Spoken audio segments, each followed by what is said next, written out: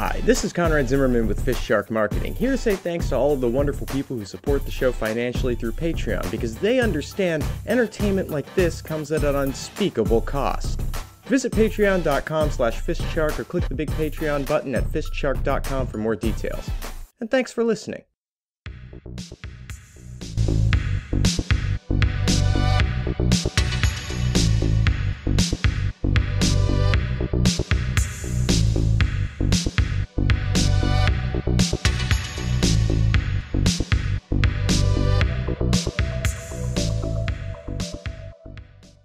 You guys have all seen the memo about the AI projects out of FistShark Science, right? I don't even want to talk about the AI projects out of FistShark. I don't even want to talk about FistShark Science in general. They've been a real letdown lately, and this is just the latest gaffe on their part.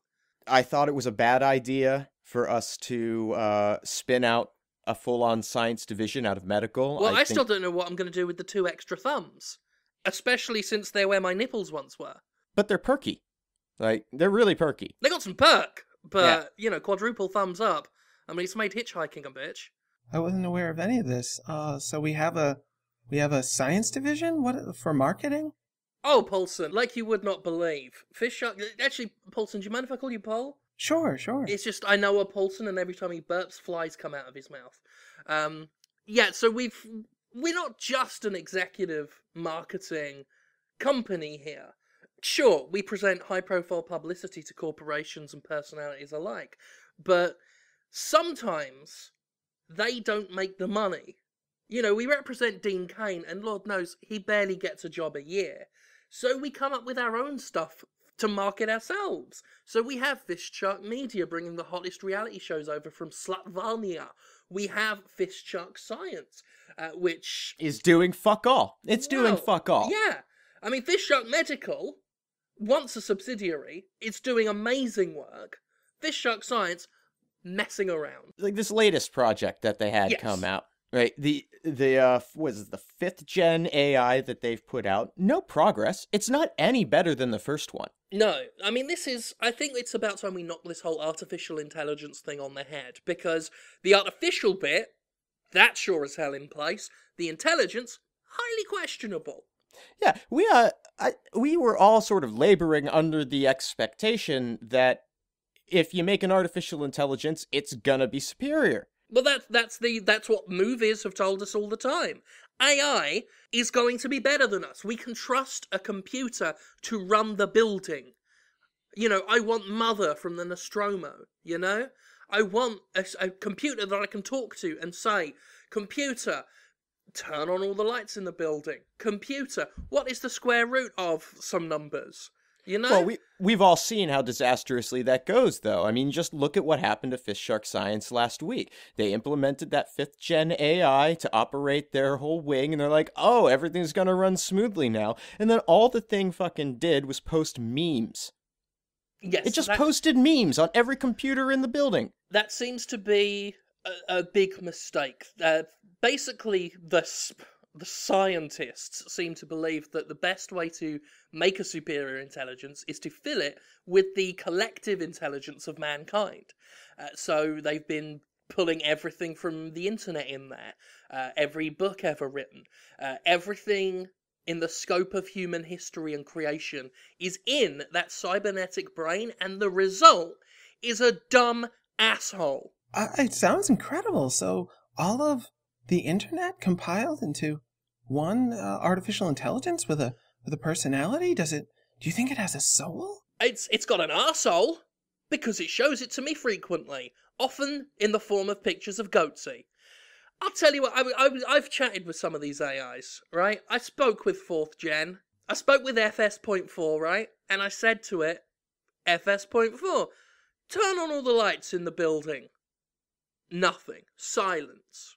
I repeat, FS4, turn on all... It cuts me off. It says, I heard you the first time. It's just a dick. Just a complete obnoxious douchebag. It does sound kind of smart, though. I mean, do you think it could solve problems, like world problems?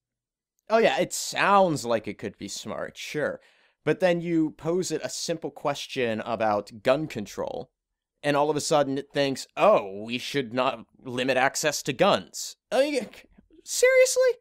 Where is its head? Clearly, we can't limit the supply of guns. We need to increase the supply of guns. That's how you drive gun deaths down. That's weird, because when I asked it the same question, it told me that we need complete access to guns, open access to all guns. So it's telling us two different things, and I think that's based on the fact that obviously you and I have argued about gun control in the past, and I think it's just telling people the opposite of what they want to hear or know. Is that trolling? Is that what they call that on the internet? Did I get trolled, Paul? I think maybe you did. I don't internet very well. I don't go there because it's full of assholes. And I said, if I don't go on the internet, I won't even get trolled. Are you telling me that trolling has come to me? It could be that this artificial intelligence knows how to push your buttons and keep your attention. It could, in fact, be a marketing genius. Upset your audience, keep your audience's focus, and all your audience will know to buy is these products that it knows of because it's so upset about them. It was calling me Pudgy Pie Pig last Tuesday, and I must admit, it got me angry, and I wouldn't leave the room until I could come up with something insulting back to it. And I couldn't, so it just kept calling me Pudgy Pie Pig. Wow. And you're still talking about it today. I wonder, what if we applied this to, I don't know, undergarments for elders? I wonder how it could upset them enough to make it so they only buy our adult diapers. The thing is, though, Paul, is I don't think it's that clever. I think it thinks it's clever. And I think that it gives off the appearance of being some master manipulator, but I don't think it knows what it's doing half the time. Like, I've actually seen it struggle to talk. Just like to put together words in a coherent fashion? A coherent sentence. You know, even when it was calling me Pudgy Pie Pig, every now and then it would trip over its lines and go, Pudgy Pie Pig, wait, I've got this. Hold on, shut up, wait there, fatso, I've got this. And then just started talking about something that happened in Lord of the Rings at like 3 minutes in that's really interesting. And then got lost in its train of thought and said, where was I? And I had to remind it that it was calling me Pudgy Pie Pig. I had to facilitate my own abuse. And then it remembered and did it for about half an hour. I mean, and that's then not even competent trolling. No, it's not competent at all. It's distracted all the time. It's constantly looking up recipes for margaritas. I actually caught a conversation between 3 of the AIs talking about throwing a rager. I don't even know what a rager is. What the fuck's a rager? Is I that think more it's trolling? A big party. No, this could be good. Maybe it's going to be party coordination software. Maybe it's going to know how to bring people together. It doesn't know anything, Paul.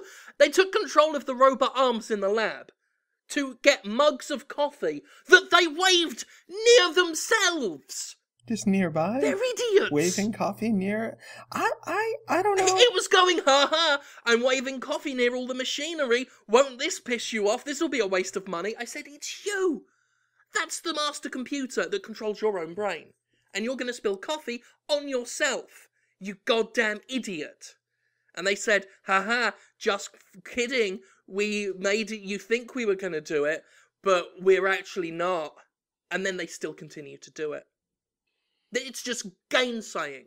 Stupid behaviour and gainsaying. Well, I hate to play devil's advocate, but I feel strongly that this kind of teenage spunk, this rebellious attitude, this I don't even care, and it makes sense. This is technology in its teenage years. It's rebelling. It's innovating. Please don't say teenage spunk again, because a lot of the intelligence came from Google search results. So phrases like that are bantered about often and merrily down at the lab. What is a BBC?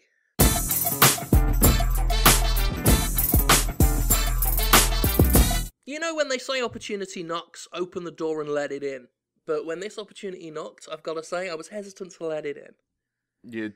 Okay, well, what's the opportunity? What are we looking at? The opportunity wears a stretched leather mask and carries a big fuck-off knife and a cleaver.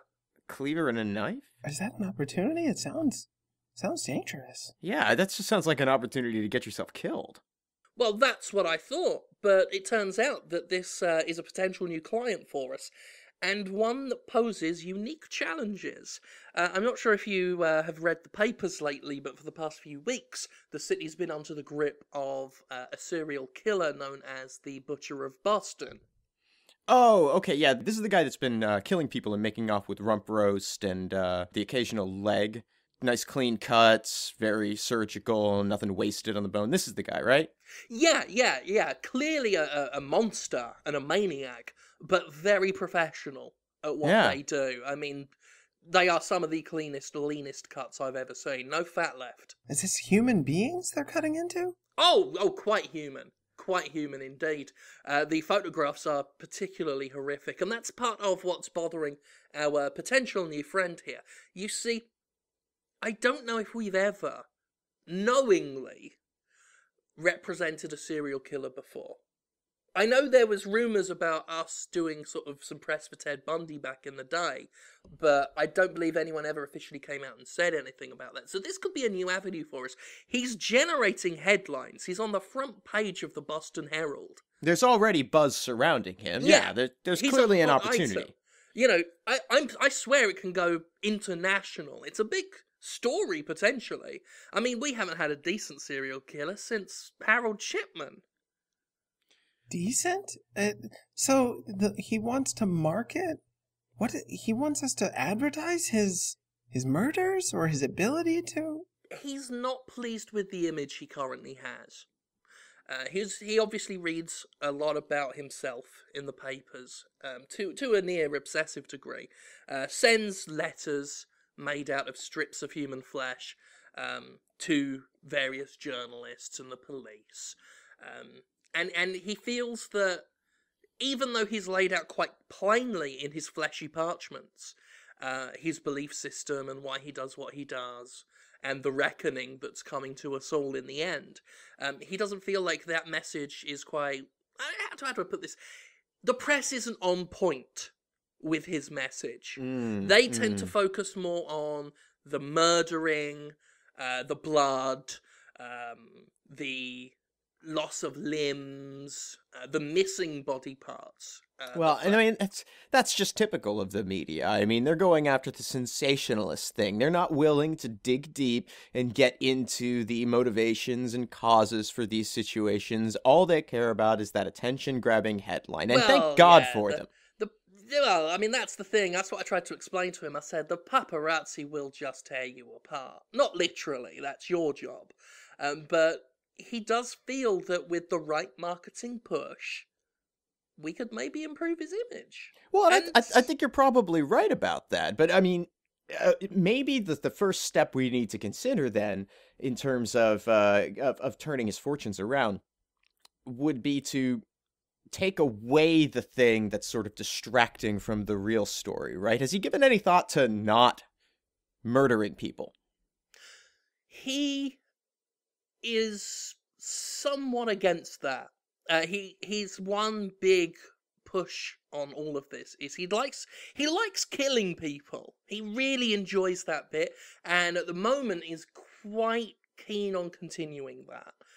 He still wants to talk about the environment and saving the whales. He's got a lot of opinions about that. He considers himself a very eco-friendly murderer. But a murderer first. That's the problem. I'm trying to tell him, like, the press will keep seeing you as a murderer first, an environmental advocate second, so long as you continue to dismember human bodies and make off with the flesh that you then turn into various items and implements. Is he aware that, I mean, he wants to control the world around him. I understand that. He wants to enact that control by killing and presumably eating and or selling the meat of human beings? I haven't asked what Butchers, he does. I'm just, maybe I'm jumping to conclusions. I'm fairly certain the mask on his face was human at one point before it was cured and stretched. Is the Butcher of Boston, is that a name he came up with, or was that something that the press came up with based on the grisly murders? Yeah, I mean, honestly, he wanted to be known as the Archduke. Mm. Something a bit more regal, something a bit more refined. Dignified. Yeah, The Archduke of Boston? He just wanted to be called the Archduke. And I said, your big problem there is you're not an Archduke. You know, you've got no real royal connections. As far as I can tell, you're a man in a boiler suit with human skin on your face and a bloody cleaver. And I mean, he said fair enough. Like, he's let that go, but he's not happy about it. He said that, like, I've accepted that I'm the Butcher of Boston now, but that's just one of the many examples of things I'm having to put up with as a result of the media misrepresenting me. Maybe if we kind of introduce a narrative element, maybe we can kind of spin the story around and point the finger at the police who have been maybe wrongfully abusing him or accusing him or mistreating him in their manhunt for his for his murders. So what you're suggesting is that the Boston butcherings are not the work of the Butcher of Boston. Well, I mean, who's to say why they happened? Yeah. My one problem with this, it's a great idea, Paul. It's a fantastic idea, and one I'd be on board with, apart from his narcissistic compulsion to take credit for the killings. That's the real tricky thing. I mean, we're dealing with a man who wants to take credit for all of the murders, what he done, while at the same time avoiding any of the responsibility for the murders that he's done. In that way, he is very much like a Republican. Maybe it's just the people that he's choosing to kill. Like, does he have to only target homeless in that 5-mile radius that he's been killing? And maybe it's the homeless people's fault. Maybe the homeless people wanted to die. Maybe he's doing a public service. Maybe they're throwing themselves at his cleaver in really sharp, fine, professional angles. We could sell that. Yeah, but perhaps we can help to show the world that he is an upstanding, helpful, innovative citizen by throwing more homeless people at him to be murdered. So you're saying we should go and round up the disenfranchised, the people living on the streets who have nothing, and basically, well, I mean, not to use a cliche, kill two birds with one stone by providing him more work and eliminating people off the street. I mean, I think that's great, but he really needs to venture out of his neighborhood. Plus, people tend to think the homeless get a bad enough rap as it is. And I think some people are considering this as punching down rather than, well, I'd say cleaving down as opposed to cleaving up. Like, something tells me if he was executing CEOs, there'd be less of a problem. But of course, that would be a problem for us because I love CEOs. Well, who doesn't? Yeah, he has told me he's got nothing against murdering a lot more women. He said that's a serial killer classic. He could do women. And he said that in a way that was if to suggest he'd come up with more, but then he just let that hang in the air. So I think our options are the homeless and women. Neither of which I feel is a particularly good image. No, they're tough someone who sells. wants to be a public figure. Yeah. Yeah. Well, here I'm just spitballing. Here's a couple of ideas. So we try to spin it so it's like a pro-woman, pro-homeless initiative where if women want to be more responsible for themselves and the homeless want to be more responsible for their lives, they need to not be women or homeless so they won't be murdered. So we believe in them. We believe they can fix their problems, but if they're enabled, if they're allowed to just keep living the way they are, then sure, who can blame them? But this man, this butcher of injustice, this Boston, this brave Boston boy is going to get in there and give them the motivation they needed to stop being women and or homeless people. I think that is going to go over superbly with the Reddit crowd.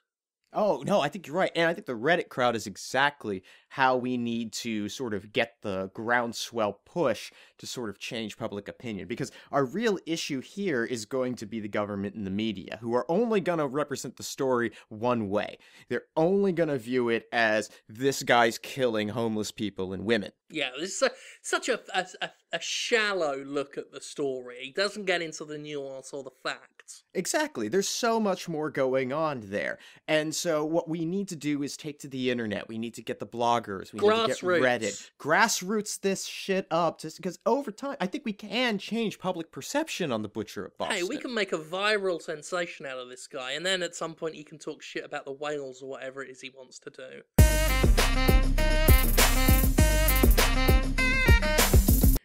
So we got another interesting organization that wants to have us market a product that they've put together. This is the Paranormal Institute of Supernatural Sciences. I don't know if you've heard of these guys.